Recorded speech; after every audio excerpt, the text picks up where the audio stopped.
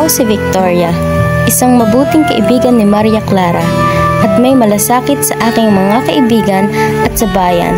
Kilala ako bilang isang matatag at may paninindigan sa mga nangyayari sa lipunan.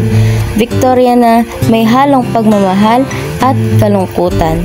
Kaibigan ng isa sa mga nasasandalan sa problema ay tunay na malalapitan kahit pa sa oras ng kagipitan. Nariyan sila, handa kang damayan. May iba't ibang ugali, may iba't ibang katangian. Ngayon, anong klase ka bang kaibigan? Strikta at mahigpit kung ako ay ilarawan ng aking mga kaibigan.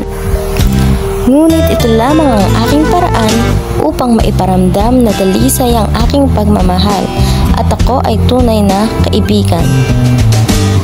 Larawan ako ng isang Pilipina na may pagmamahal at pag-aalaga sa kaibigan. Larawan din ako ng isang Pilipina na tanging kagustuhan lamang para sa kaibigan ay mapabuti at magkaroon ng masayang buhay.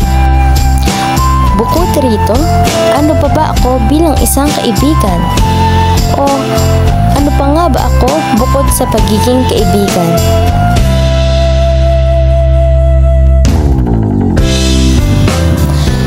Si Victoria, bukod sa pagiging kaibigan ni Maria Clara at pinsan ni Sinang, may puso rin akong uhaw sa pagmamahal.